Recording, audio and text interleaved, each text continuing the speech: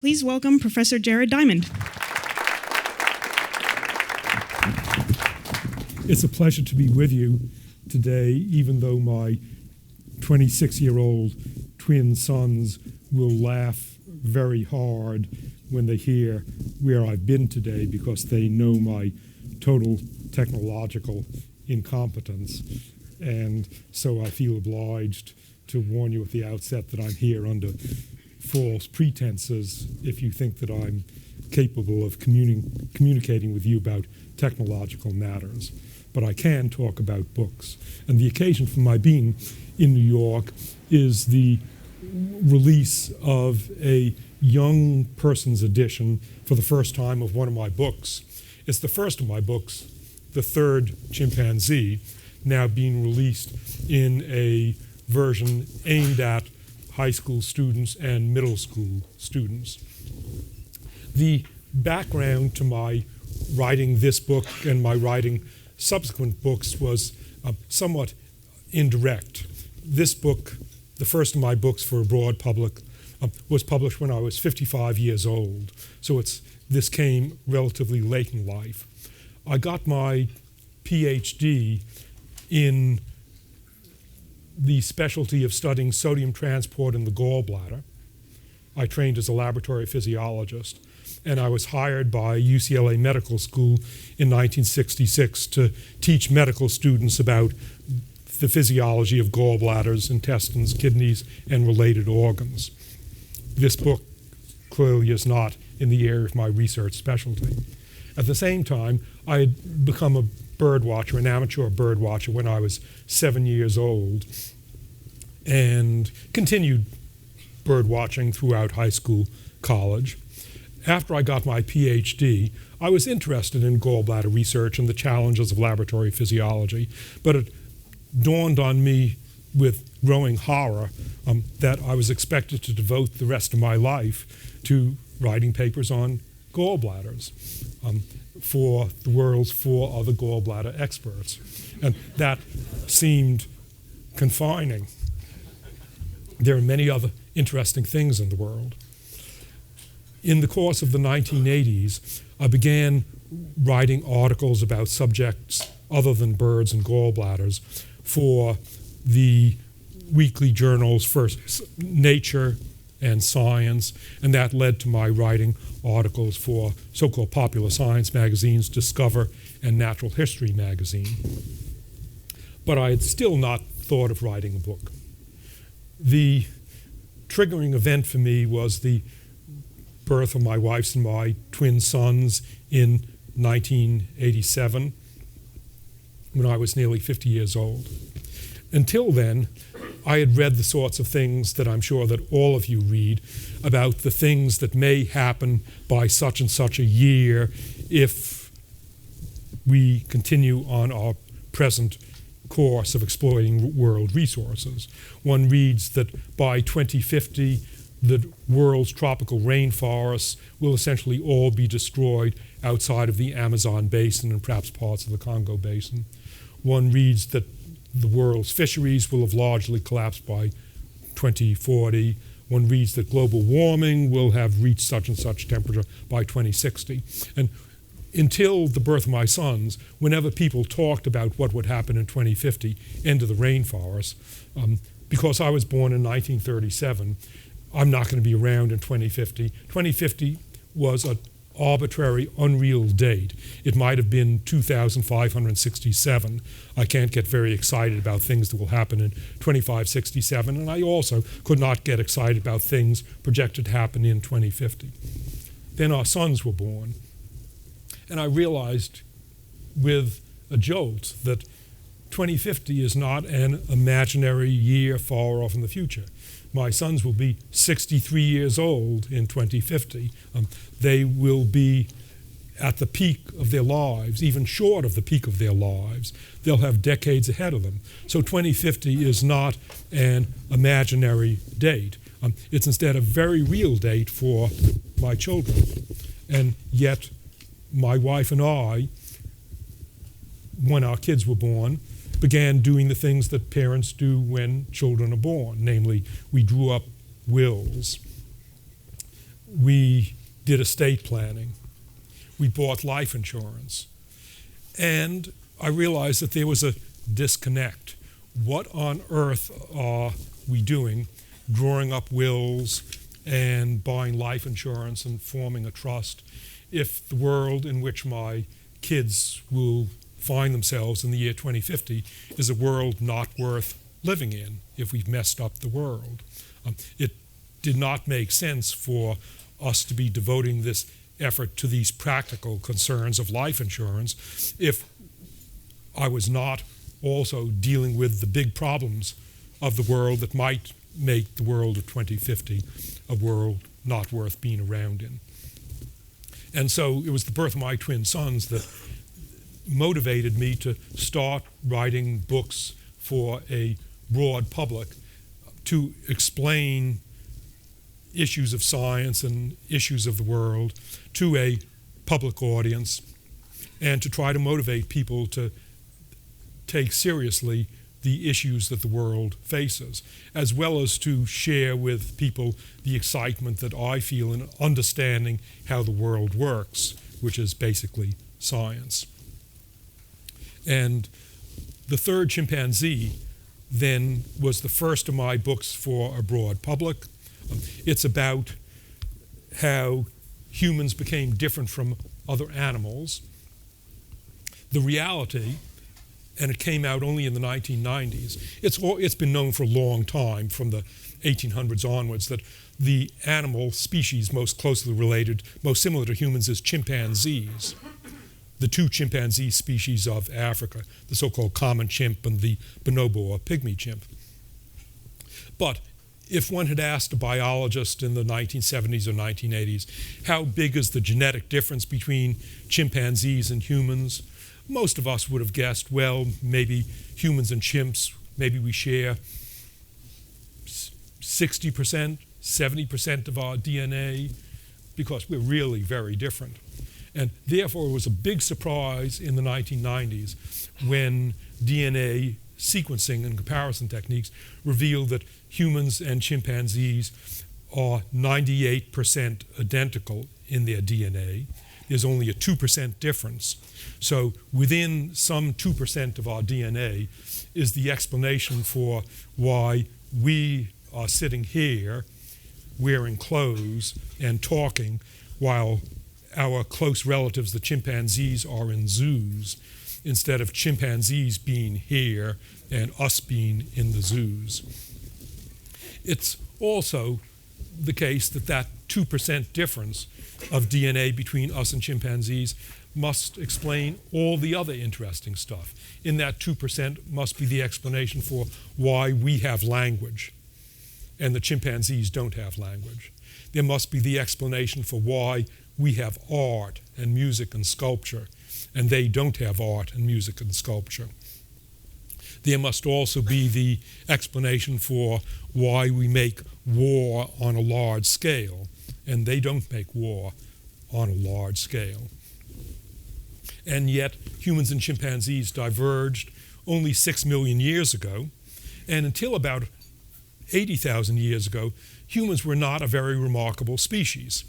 Yes, we had a large brain, but we weren't doing anything significant with that large brain. It's only about 70,000 years ago that the first signs of art and rapid technological innovation show up in the fossil record. What that means is that all the things that we consider distinctively human, such as art and music and language, they must have developed very recently, and that means that they must have animal precursors. We ought to be able to recognize those animal precursors. Well, we should be able to recognize what in chimpanzees human art developed from, and we should be able to recognize other animal species that have carried art to greater lengths, much greater lengths than have chimpanzees. And so this first book of mine, The Third Chimpanzee, is about the evolution of humans from our animal ancestors, and about the animal origins of what's considered distinctively human traits, including language, art, music, addiction to drugs, and advanced technology. I wrote my books to be understandable to a wide public. I've always been interested in understanding things and explaining things. I have one sibling, a younger sister, a year and a half younger than I am. And so as I grew up, I was always explaining things to my younger sister. When I began in the 1980s to write articles about things other than gallbladders and birds, they were things that were not in my area of specialty, such as the development of language. I had to ask the experts in these fields to explain their subjects to me and to recommend reading where I could learn about early forms of human language.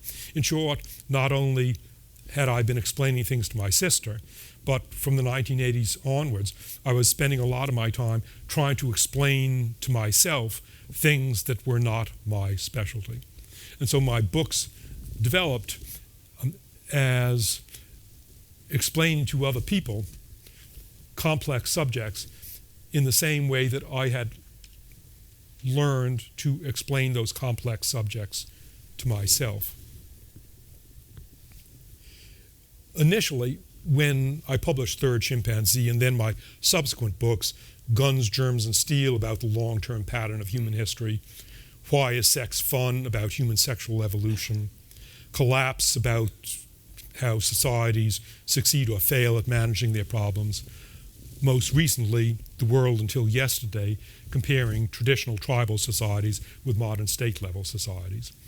These books are they're longish books, most of them up to 500 pages, except for Why is Sex Fun, which is only 167 pages, because after 167 pages, I had to admit I didn't understand why sex is fun, in an evolutionary sense.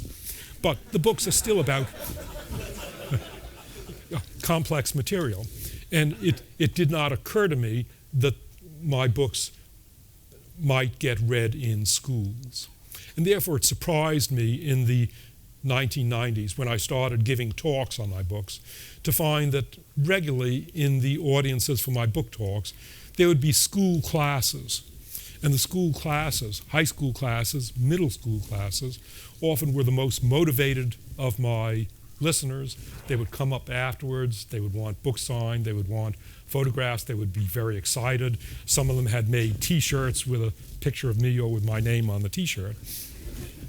And so I was discovering that school students find these big questions as interesting as do adults. Then came another wake-up event for me, which again involved my sons. By the time my sons were in the 7th grade, because they're twins, they were at school together, and one day my sons came home from school and they were angry at me. And I didn't know what I had done to arouse their justified wrath that day, so I asked them, "What's the matter?" And they said, "Daddy, your book has been assigned to our class today, and we haven't read it, but we know without reading it that it's a bad book. And worst of all, our teacher invited you in to give a talk to our class, and you accepted, and that is so embarrassing. You are going to humiliate us in front of our classmates by showing the stupid things that you do and write about." Well, I'd already accepted. And so I came to my son's 7th grade class. My 2 sons were seated in the next back row, and I've never seen such a portrait of utter humiliation and embarrassment. They were sitting there averted. Their faces were red. They were all scrunched up, trying to make themselves as invisible as possible because their father was about to start talking and showing their classmates, talking to their classmates about things that their classmates would utterly despise. So I started talking about my book, and my son's classmates were sitting up and they were listening, and they were beginning to smile, and they were interested, and they laughed at the appropriate places. They began asking me questions. They were really quite relaxed. It became clear to my sons that their classmates found these big questions as interesting as do adults. And gradually my sons rotated around to face forwards, and their bodies straightened up, and smiles came on their face as they saw that this was okay with their classmates. And after that lecture, my sons have become among the devoted backers of my book. If my sons hear that I got a negative review or that someone criticized some aspect of my book, my sons immediately become indignant.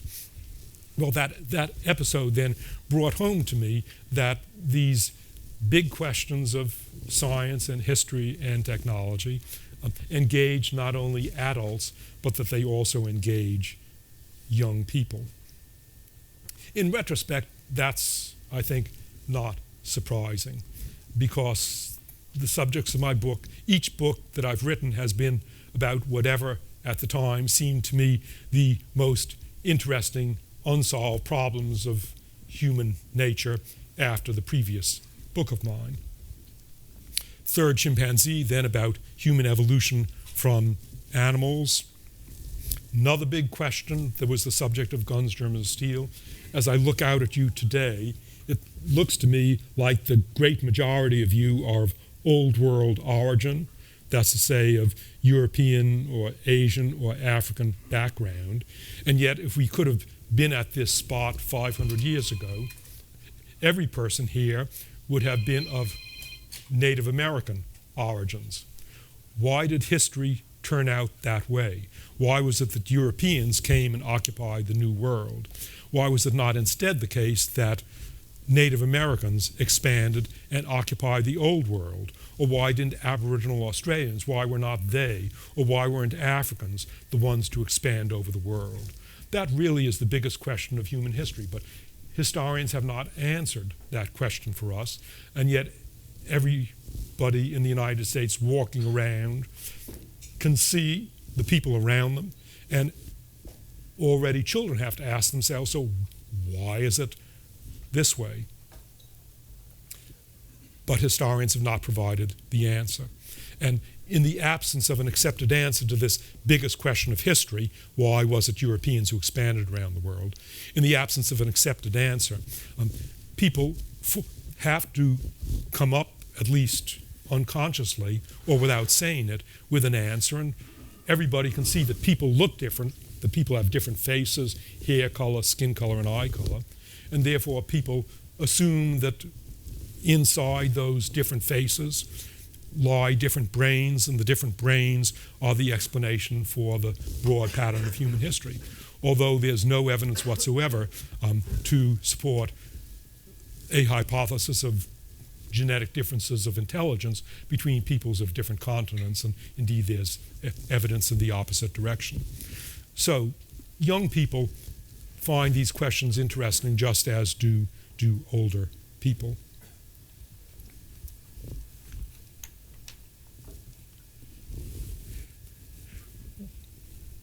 Recently, the first of my books, The Third Chimpanzee, was prepared in a version addressed specifically to young people, even though the adult version was already being sold in schools and read in schools. And I wondered, well, the adult version is already being sold in schools. What does one need a children's version for? I saw the produced young people's version myself for the first time, the finished version, the day before yesterday.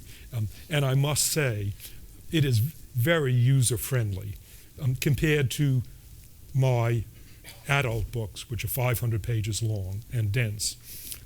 The young people's version contains the material of the adult version. It has 16 chapters. The adult version has 19 chapters, so some of the material has been compressed. And the language is a little simpler.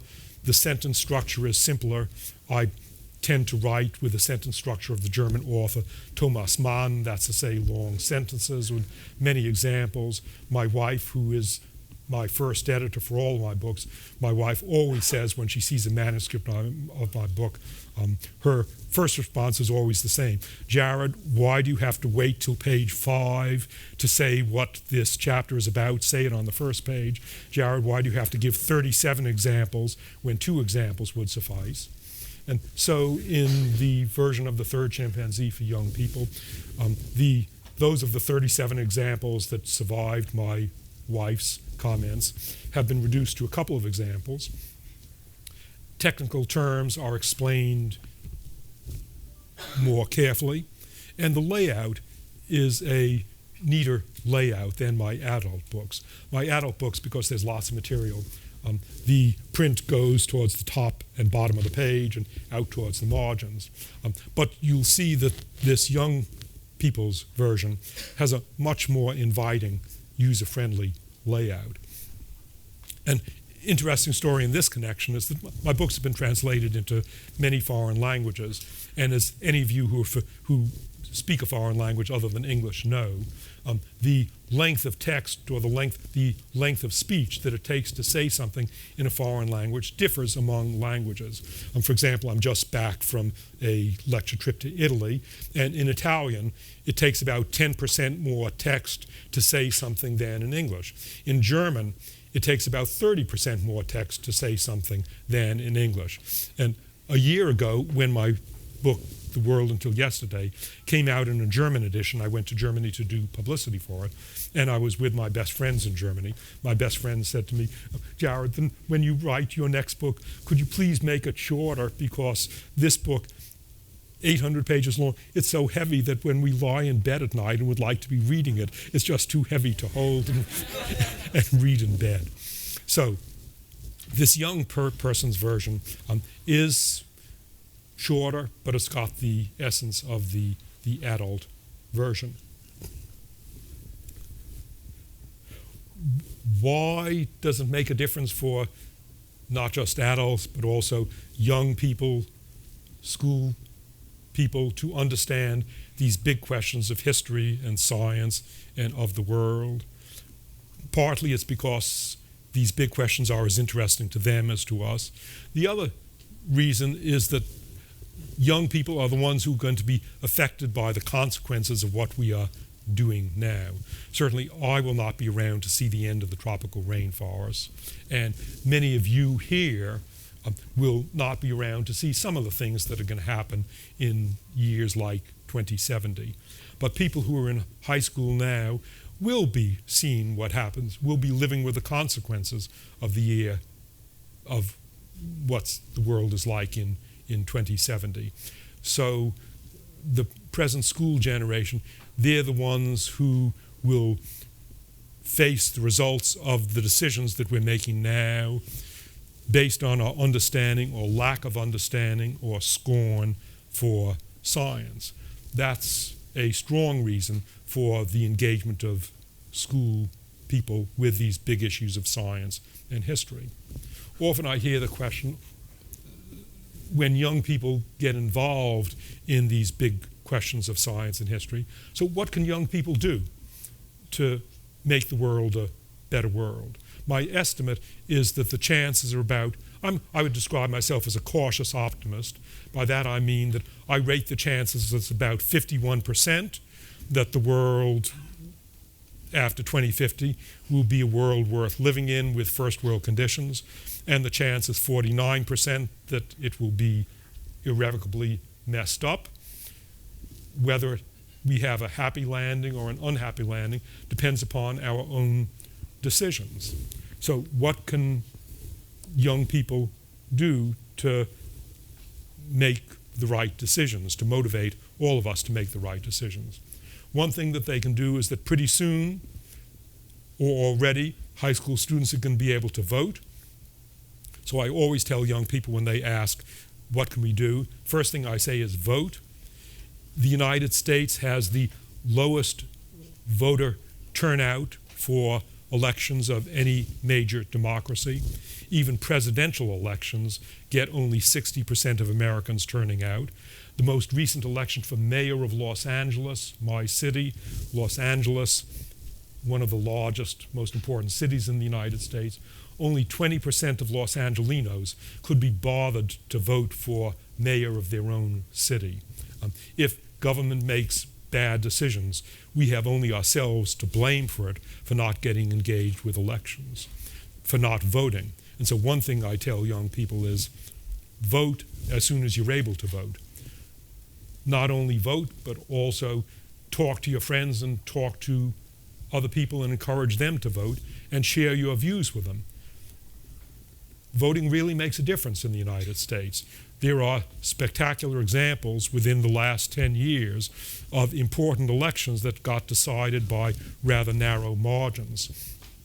The 2000 presidential election, in effect, got decided by a margin of several hundred votes in the state of Florida, or conversely, you can say it got decided by one vote on the Supreme Court.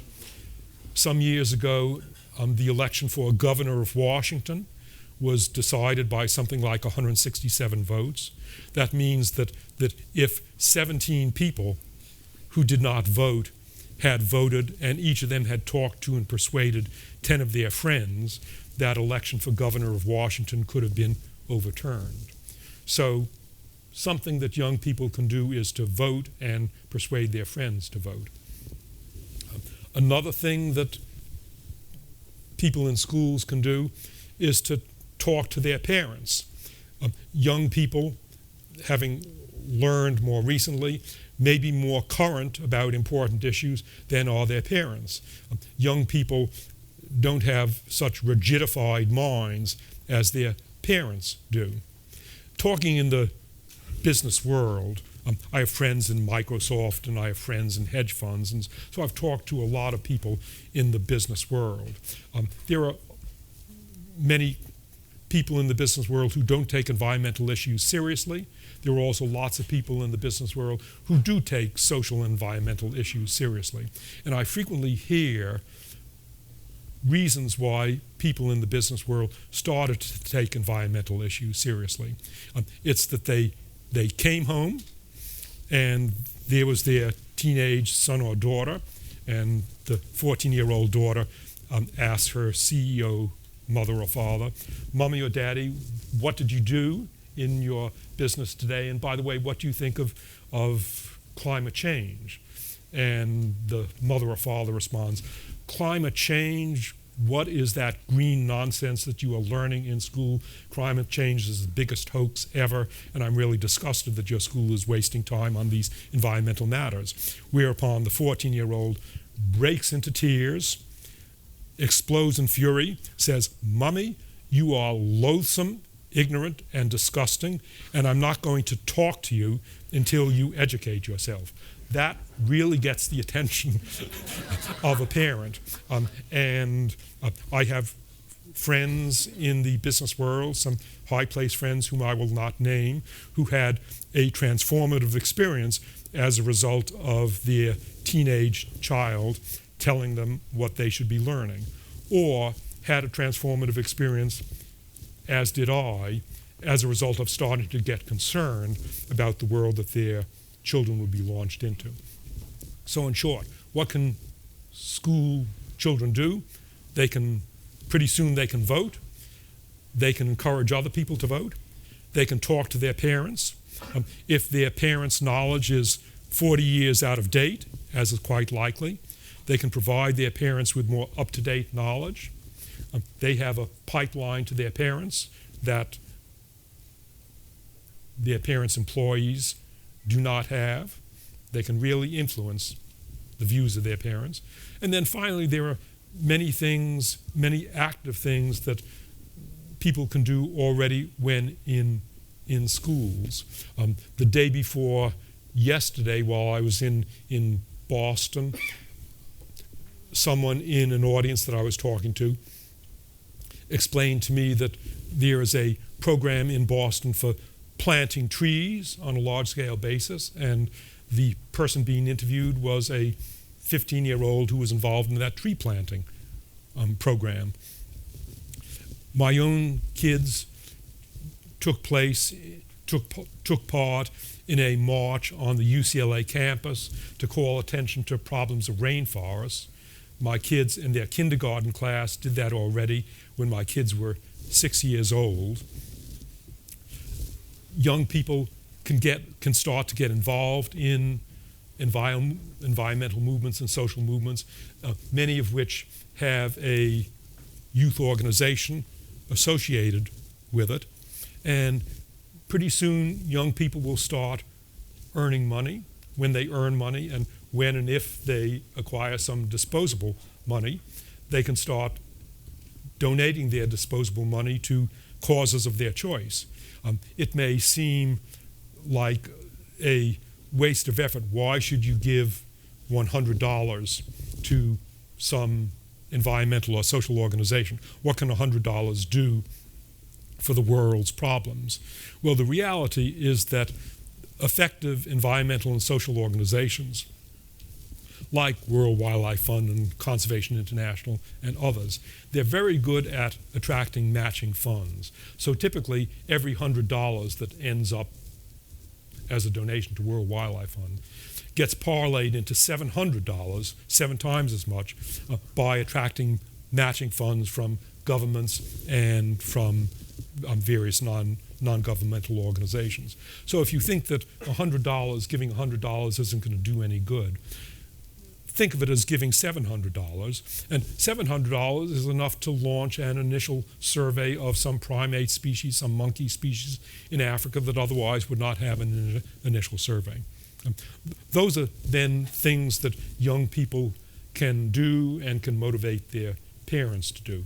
All of that then is the background to my pleasure at seeing a young people's edition of my book, The Third Chimpanzee, coming out.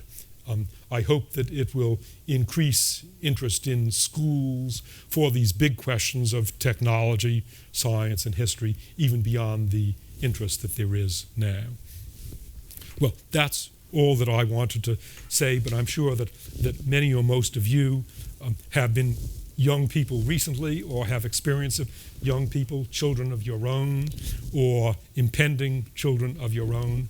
And I'm sure that you also have thoughts about these subjects. So let's use the rest of the time today for your own thoughts and your own questions about these matters. I see there's a microphone there and a microphone here. So any of you who would like to say something, please feel free to come up to the microphone. Hi, Jared. So I recently came across your essay called something like The Worst Mistake in the History of Humanity. You ended it on a pretty depressing note. And I was wondering, in the intervening years, if you think there's any hope for coming back from that or fixing the problems that agriculture has created. Yeah, when one looks at the problems of the world, certainly I go back and forth between being depressed and being optimistic, or being cautiously optimistic, or being very optimistic. When I wrote that essay, I was in a pessimistic mood. In the last several years, there are more and more people exercising more and more destructive power, but there have also been some developments for the good in the last several years. 3 years ago, most Americans did not accept the reality of global climate change. Now, most Americans do accept the reality of global climate change. 10 years ago, large multinational corporations tended to be dismissive of environmental concerns. Now, many big multinational organizations such as Walmart and Chevron and Coca-Cola are very concerned about environmental issues because they recognize that it is a life and death matter for them, that it affects their bottom line. Coca-Cola is mostly water. And if Coca-Cola cannot get clean water in Tanzania or in the 89 other countries of the world where Coca-Cola bottles Coca-Cola, then Coca-Cola is out of business. So that's why the chair of the board of World Wildlife Fund now is the former CEO of Coca-Cola. In short, in response to your question, I wrote that essay at a time when I felt pessimistic and there will, I'm sure, be other reasons in the future to be pessimistic. But at the moment, I'm cautiously optimistic. As I say, my ratings now are 51%, and maybe I hope they'll go higher. Thanks. Yes. So thank you for your introduction and why you wrote this book. So I wonder about the 2% difference in genome. Could you show examples of other species at a 2% difference or less? Because otherwise I can't tell if 2% is significant or not. Very good question. Thank you for raising that. I did not talk about it. So what is the significance of a 2% difference? A rule of thumb in birds and mammals is that, for example, the most abundant forest bird in North America is the red-eyed vireo. And there's another abundant forest bird called the white-eyed vireo. The red-eyed vireo and the white-eyed vireo, they're both vireos that climb around in the treetops. The genetic difference between red and white-eyed vireo is 2%. The rule of thumb then is that 2%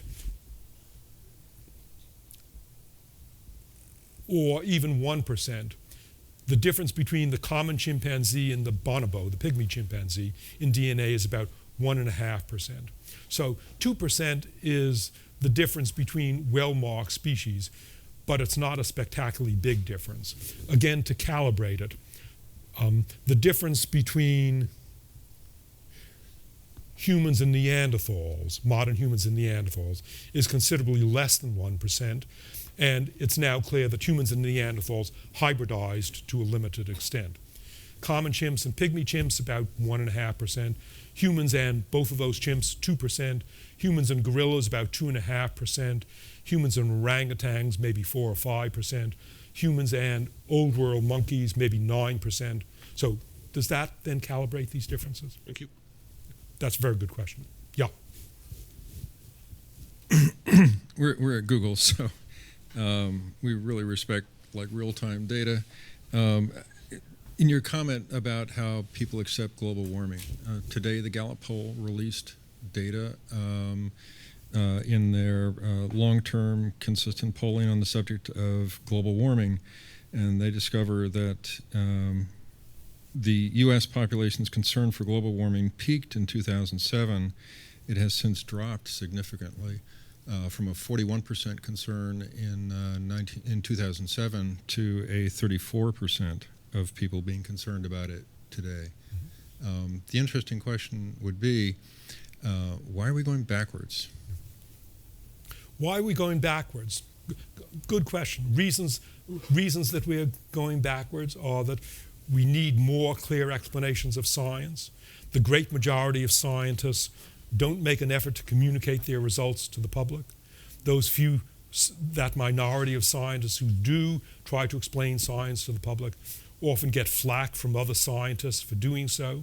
The reaction of other scientists to so-called science popularizers is he or she is writing for the public because his or her research is washed up and there's nothing else to do, so that's why he or she is writing for the public. That's part of the problem. Another part of the problem is that the science of global climate change is really complicated. At the end of January, I was asked to give a talk to a hedge fund group on global climate change, and I must say I had to work for a couple of weeks to understand the material. Elementary things such as global warming. So on the average, the world's temperature is increasing. Wouldn't you think that that would be good for the world because higher temperatures mean more crop growth, so it ought to mean more food? The reasons why higher temperatures don't mean more food are complicated. They include the fact that higher temperatures mean faster growth not only of wheat, but also of weeds. And then on the average, weeds benefit more from higher temperatures than do the crops we're interested in. In the case of wheat, which is the major food crop of the world, higher temperatures mean that the wheat matures earlier when there's less seed produced. In short, the science involved is complicated, and scientists haven't made the effort that they should be making to explain the science. And then there's politics. There are people, there are businesses that make money by doing things that are bad for the environment. such as the fossil fuel, such as segments of the fossil fuel industry. And when there are things that are bad for people's pocketbooks, that influences what they believe to be the truth. Yes. Hi, The Third Chimpanzee, the original one, was one of my favorite books, and I already felt that it was very accessible. Now, when I read Guns, Germs, and Steel, that one was far less accessible, but that one felt to me like it had an underlying message of, humans aren't so different. Groups of humans are not necessarily better than other humans. That's not why, say, Europeans are better than people from, say, South America. What are reasons that you chose to make a young people version of A Third Chimpanzee instead of Guns, Germs, and Steel, which seems to have a little bit more social relevance? Good question. So why did I choose to make a young person's edition of Third Chimpanzee and not of Guns, Germs, and Steel? The answer is I didn't choose. Instead, it was proposed to me by Seven Stories Press to do a young person's edition of Third Chimpanzee. Previously, a school teacher, Boston school teacher with experience in writing for young people, had proposed to do a young person's edition of Guns, Germs, and Steel, but the rights to Guns, Germs, and Steel are held by another publisher, and the other publisher did not want a children's version because the other publisher was concerned that a children's version would decrease rather than increase sales of the adult version. In the case of Third Chimpanzee, it remains to be seen whether the young person's edition will increase or decrease sales of the adult version. So in short, it wasn't my choice. As for what you said about Guns, Germs, and Steel, I agree with you that Guns, Germs, and Steel is a more complicated book than Third Chimpanzee because it's dealing with more complicated questions. The reasons why agriculture arose in certain parts of the world but not in other parts of the world. They don't jump into your face. So it's a more complicated book.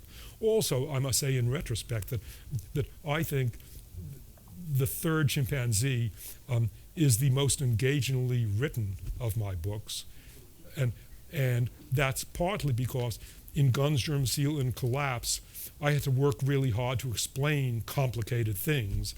And the result is a writing style more focused on clarity of explanation without as much of the humor and liveliness that there is in Third Chimpanzee. Thank you. Hey, I'm a big fan of your books, Gun, Germs, and Steel question. So I was wondering, a lot of the reasons that there was disparity as described in Guns, Germs, and Steel was due to like geography or access to different agricultural techniques and plants, etc. Now that that's kind of disappeared with technology, I still see a lot of disparity in the world. Why isn't that going away more quickly, in your opinion?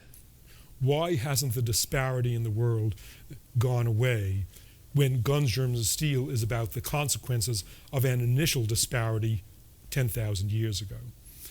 A short answer to your question would be that the disparity in the origins of agriculture 10,000 years ago, which produced disparity in the origins of technology, because the growth of technology depended upon having enough food to feed lots of people and surplus food to feed people who would sit in the village and play with dirt and fire and eventually stumble on the discovery of smelting copper. The differences around the world in the origins of agriculture had to do with the differences around the world in domesticable wild plant and animal species. The differences in wealth around the world today are partly a historical legacy of those origins of agriculture. That's to say, those places that developed agriculture first got a head start on areas that didn't develop agriculture or that developed less productive agriculture. California, for example, the breadbasket of the United States now. Native Americans in California never developed agriculture for themselves, even though California is obviously a great place for agriculture. The reason is that California is not home to domesticable wild plant and animal species. But once agriculture developed, first in the Fertile Crescent, the area that today is Iraq, Iran, Syria, and so on, it developed there first because that was home to wild wheat and barley and pigs and and sheep and so on. And once those plants and animals had been domesticated and then spread out of the Fertile Crescent, the Fertile Crescent then had no further advantage. Its advantage had spread to Europe, which is much more fertile land and richer soil than the Fertile Crescent. And so Europe rather quickly overtook the Fertile Crescent. Reasons today why there are differences in wealth around the world, why the world's richest country, Norway and Luxembourg, has a per capita income about 400 times the per capita income of the world's poorest countries like Burundi. The differences are partly differences in history giving different head starts to different parts of the world. Partly it's due to differences in geography. The tropics are just less productive agriculturally than the temperate zones because of thinner, less fertile soils and more soil pests. More disease problems in the tropics.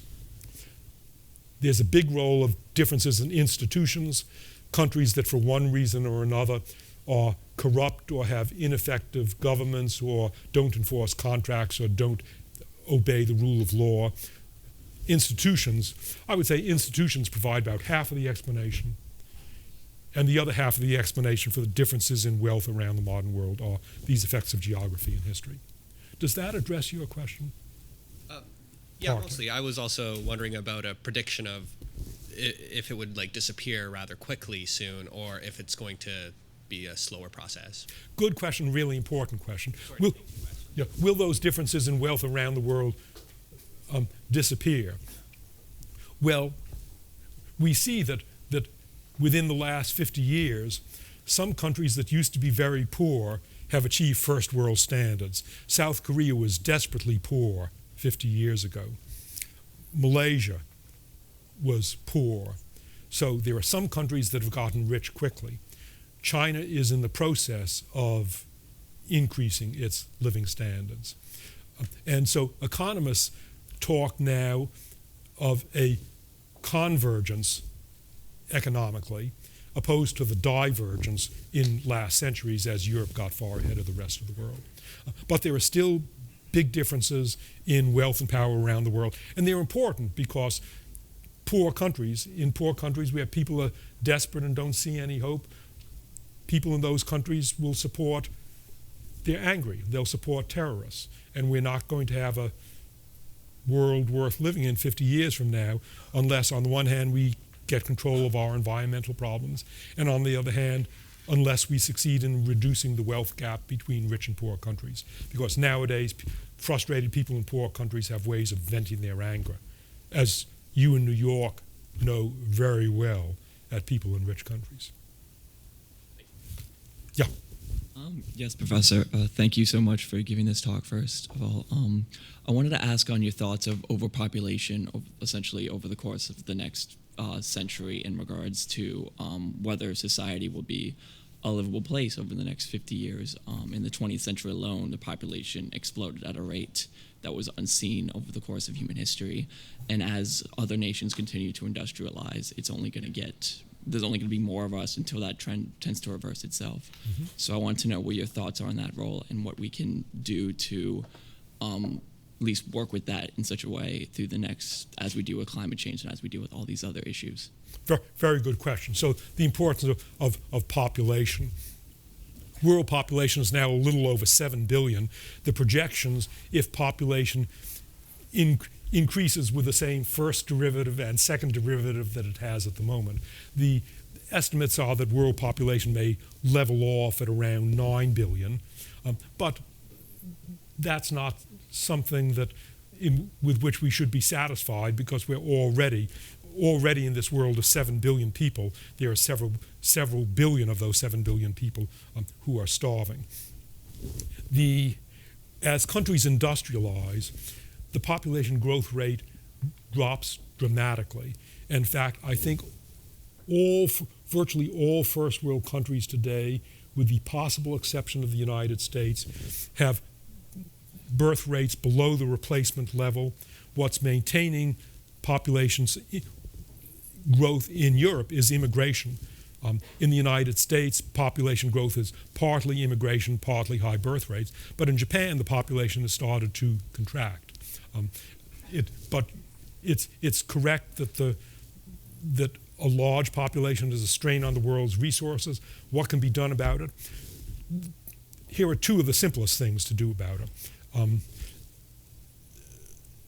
Examining what happens in countries around the world, examining those countries that have succeeded in decreasing their birth rate. One of the best predictors of a decrease in birth rate is the empowerment of women by enabling women to have paying jobs. For example, in Bangladesh, one of the poor countries of the world, Bangladesh incredibly has reduced its population growth rate. I think it's now something like 2.3% per year, which is barely above the replacement level. And the reason is that there have been lots of jobs, so-called sweatshop jobs, available for women in Bangladesh, and there are protests in the first world about the low wages that they're paid, but those low wages mean that the women have the money themselves, they don't need to get money from their husbands, and one of the first things that Bangladesh women want to do when they have money is to secure access to family planning. I've also seen this in New Guinea, that New Guineans know about family planning, but they don't have access to the means. So, in answer to your question, the first thing to do to halt population growth rate would be to provide economic opportunities for women in poor countries. And the other thing is that one of the worst offenders, possibly the worst single offender in dealing with the world's population problems, is the United States government and its policies. The United States is not willing to provide foreign aid to countries tied to family planning measures. But family planning is a matter of sanity and survival, and it is utterly insane for it to be a policy of the United States government to interfere to prevent access of family planning means to countries that want to regulate their own population. It's not that Americans are telling the women of Bangladesh have fewer children. The women of Bangladesh know perfectly well what's in their interests. My New Guinea friends know perfectly well what's in the interest.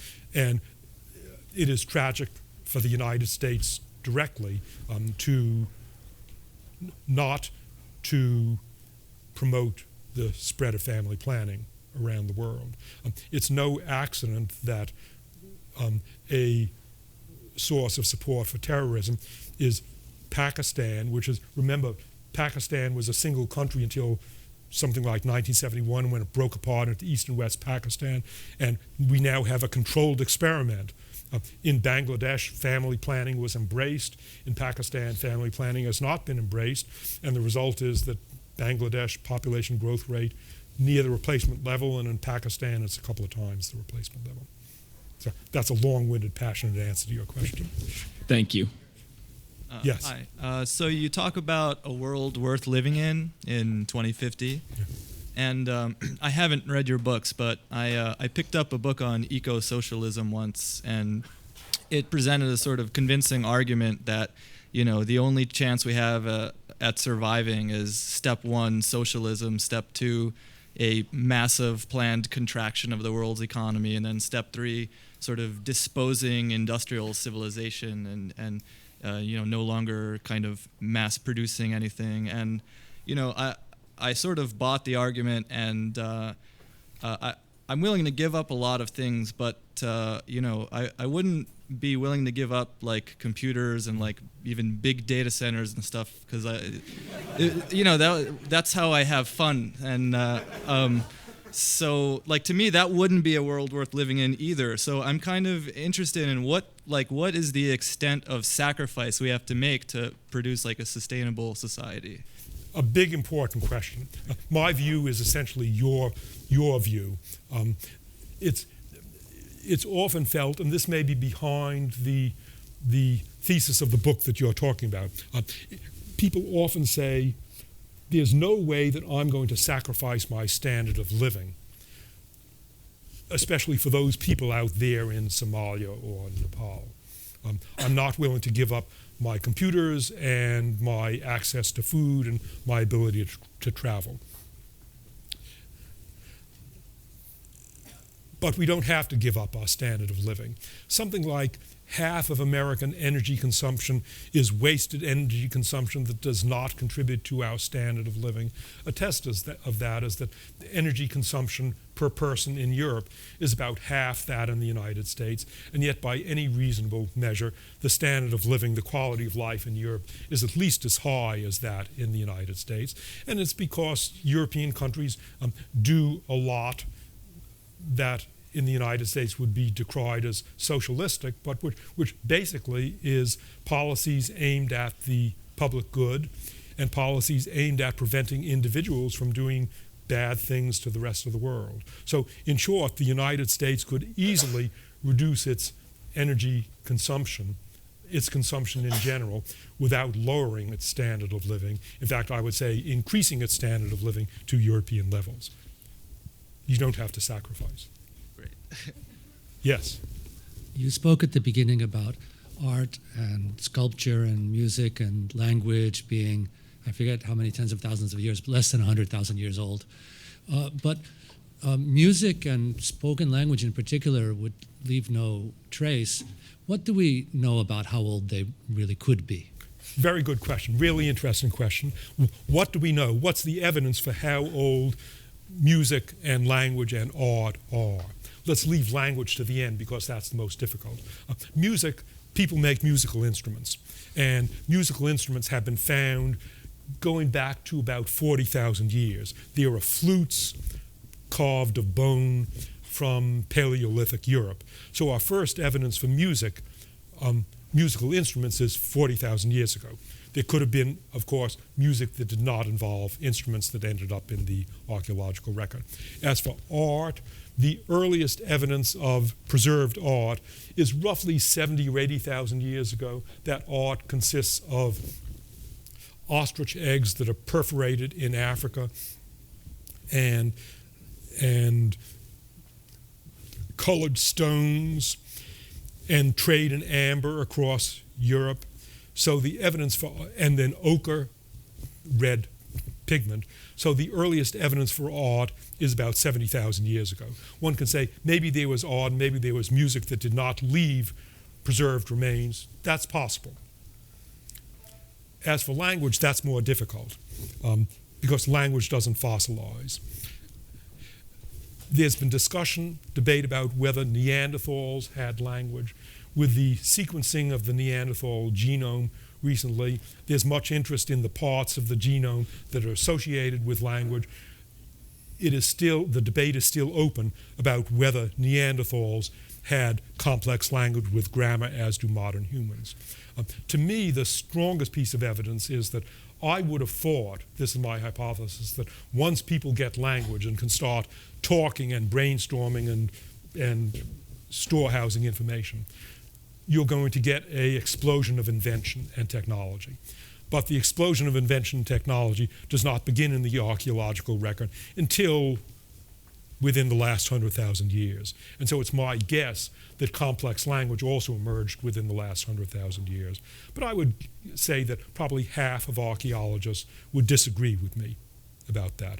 In short, the origins of language and the time of the origins of language is still a fascinating unresolved question. Thank you. Yeah. So I was raised with the idea that many of the institutions that we have now in the United States and in Europe came about or were made possible through violent revolution.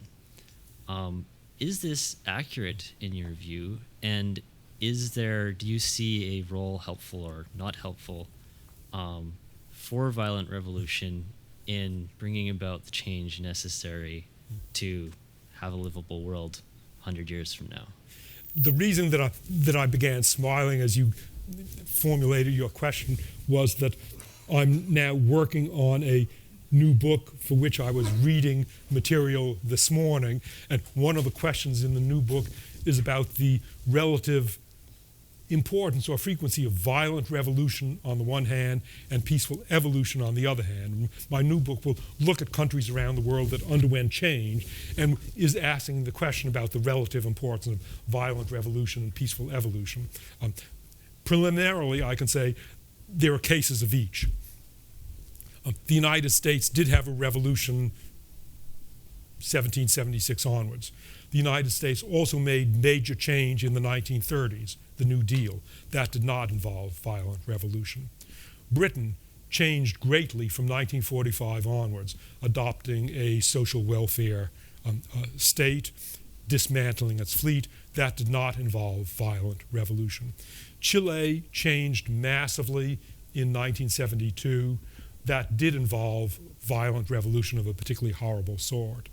Indonesia achieved independence in 1948. That involved violence against the Dutch.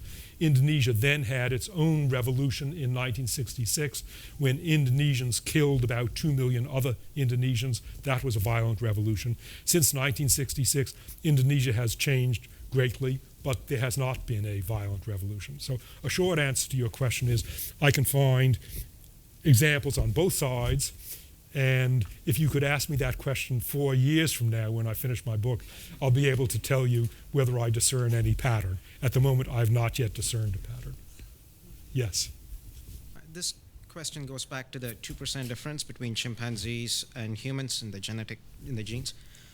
I'm wondering if this is the right metric. Because as an analogy, I mean, take any large computer program that we have here. I can change very few bits here and there to make it behave like something completely different. And it's the same thing, if I understand correctly, we have something called epigenetics that deals with how you control these genes are getting triggered on and off. So you could have the exact same genes, but they could behave very differently with just a few bits of information and it changed. So the question is, then are we looking at the right metric to say, well, you could have much smaller differences in the genes itself, but if the differences are of the right kind, then you could have completely different behaviors exhibited by them. So how then do we have a better explanation for the differences that we see between chimpanzees and humans other than that, well, it's a scalar 2% number? You're correct. 2% is a crude metric for the overall difference in DNA, but different segments of DNA do different things. And one might expect that a change in the DNA that controlled the structure of the voice box and the language processing areas of the brain would have much heavier consequences than a change in DNA for the length of one's fingernail or for the amount of hair on top of one's head.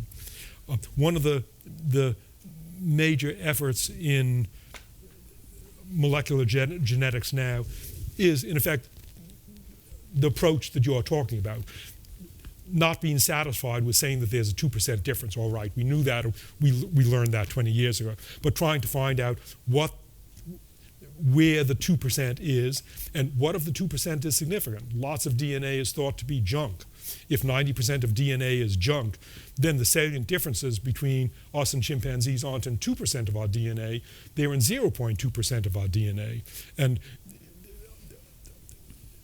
almost every month now, or every couple of months now, one sees a paper in Nature or in Science focusing on particular areas of human DNA or Neanderthal DNA and trying to understand what are the differences between human and Neanderthal DNA, or what are the differences between human and chimpanzee DNA. So yes, you're correct, and that's a major research program at the moment. Yeah.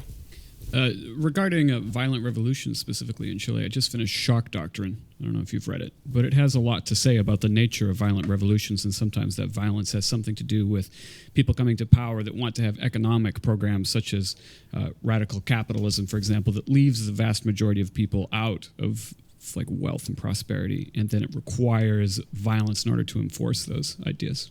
So I was just going to recommend Shock Doctrine to you, that's all. Again, an interesting question on which I'm going to reserve judgment for several years until I've looked at more of a database. Yes? Can I cheat and get a second one? This is data again. And I'd like to speak against the need for violent revolution. This year in New York City, the winter air is cleaner than it has been in 50 years. 50 years. It turns out that it only took 3 years, the last 3 years, to get it to that point. What happened was is that it was discovered that 1% of the buildings in the city were producing as much pollution as all the cars and trucks in the entire city. Yet, every one of those buildings could actually save money by using cleaner methods. So what we did was we went to those buildings and we said, look, you can save money by being cleaner, and we got the law changed. It was easy to get the law changed because once you could tell the mayor, Bloomberg at the time, and the city council that you're forcing people to save money, they changed the law. And now it's illegal in New York City, well, there are a couple buildings until 2015 can do it, to burn what's called number 6 fuel oil. The area is cleaner today than it's been in 50 years. It's totally quiet, nobody knows about it, didn't even raise a noise, there was no violence involved, but we've accomplished big things. If one goes through the problems we have, yeah, you do have choices. You can have violent revolution, but the other approach, and I think you'll discover this if you look carefully, is that most of the problems we have profitable solutions. What we have to do is we have to have the courage, the balls, and the persistence to go out and find the profitable solutions and to encourage people to do those things. To a great extent, we don't need sacrifice to solve these problems. What we need is we need wisdom and we need courage. That's a very good way to put it. I like your term profitable solutions. And I'll give you an example of it. On the board of Conservation International, the international environmental organization that I'm involved with, on the board is the son of the founder of Walmart. So, profitable solutions for Walmart. Walmart 10 years ago was not at all concerned about environmental matters. And then Walmart woke up to a really elementary fact, namely that Walmart has the largest private fleet of trucks in the United States. I think it's second only to the US government fleet of trucks. And the fuel efficiency of Walmart trucks was rather bad, at 6 miles per gallon. Walmart was not getting any benefit from having these lousy fuel-burning trucks. In fact, they were wasting a lot of money on it. And so Walmart embarked on a program to increase the fuel efficiency of its trucks to 18 miles per gallon, which means a profitable solution, saving 2/3 of their expenditure for truck fuel. Some of the solutions were simple. Truck drivers have to pull over every 10 hours or so by law. And if they're not near a motel, so they pull over in the truck by the side of the road. And if it's hot out or if it's cold out, they turn on the heater or the air conditioner. Well, until relatively recently, Walmart trucks in the cabin heated or air conditioned by leaving the motor of the truck running. Walmart got the elementary idea. We can put a space heater or a space air conditioner in the cabin and not keep running the motor, just in order to keep the cabin warm or cold. And then Walmart has been working on developing hybrid trucks. So these are like Priuses, but they're gigantic. These are 18-wheeler Priuses, hybrid trucks. Walmart has also been, it has some trucks running on biofuels, namely the chicken drippings that come off of fried chicken in supermarkets and department stores. Those drippings get converted into fuel, and so Walmart has biofuel trucks running on chicken, in effect, processed chicken drippings. What this boils down to is this is another example of profitable solutions. Walmart is reducing fossil fuel consumption, but they're saving money in the process. And one of the reasons why I'm cautiously optimistic rather than pessimistic, one of the reasons why I'm not going to tell you let's all go outside and commit a mass suicide. A reason for my cautious optimism is that within the last decade, lots of increasing numbers of big companies have discovered, as you say, profitable solutions. I like your term. Perhaps that's a good upbeat note on which to end the formal part of the discussion. Any of you want books signed, I'm happy to sign books afterwards.